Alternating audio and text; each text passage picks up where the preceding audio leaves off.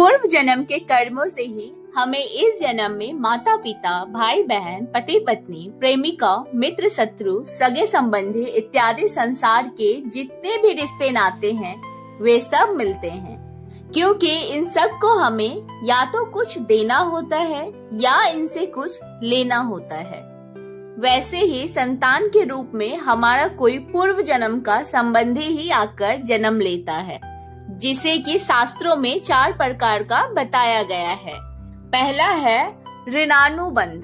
पूर्व जन्म का कोई ऐसा जीव जिससे आपने ऋण लिया हो या उसका किसी भी प्रकार से धन नष्ट किया हो, वह आपके घर में संतान बनकर जन्म लेगा और आपका धन बीमारी या व्यर्थ के कार्यों में तब तक नष्ट करेगा जब तक कि उसका हिसाब पूरा न हो जाए।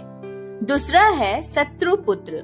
पूर्व जन्म का कोई दुश्मन आपसे बदला लेने के लिए आपके घर में संतान बनकर आएगा और बड़ा होने पर माता पिता से मारपीट, झगड़ा या उन्हें सारी जिंदगी किसी भी प्रकार से सताता ही रहेगा। हमेशा कड़वा बोलकर उनकी बेइज्जती करेगा एवं उन्हें दुखी रखकर खुश होगा। तीसरा है उदासीन पुत्र। इस प्रकार की संतान ना तो माता पिता की सेवा करती है और ना ही कोई सुख देती है और उनको उनके हाल पर मरने के लिए छोड़ देती है। विवाह होने पर यह माता पिता से अलग हो जाती है। चौथा है सेवक पुत्र।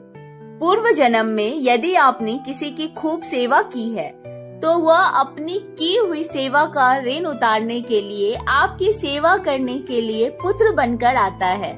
जो बोया है वही तो काटेंगे।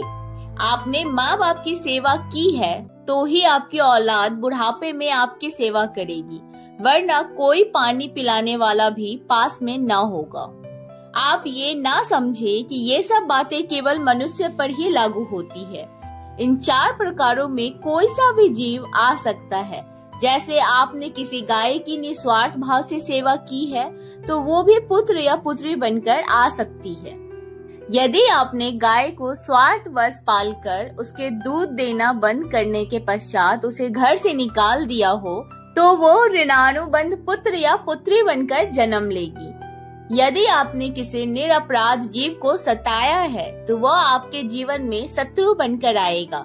इसलिए जीवन में कभी किसी का बुरा नहीं करें, चूँकि प्रकृति का नियम है कि आप जो भी करोगे उसे वह आपको इससे अगले जन्म में वो 100 गुना करके देगी। यदि आपने किसी को 1 रुपए दिया है तो समझो आपके खाते में 100 रुपए जमा हो गए हैं। यदि आपने किसी का 1 रुपए छीना है तो समझो आपके जमा राशि से 100 रुपए निकल गए हैं। जरा सोचिए कि आप कौन सा धन साथ लेकर आए थे और कितना साथ लेकर जाएंगे। जो चले गए वे कितना सोना चांदी साथ लेकर गए। मरने पर जो सोना चांदी, धन दौलत बैंक में पड़ा रह गया, समझो वो व्यर्थ ही कमाया।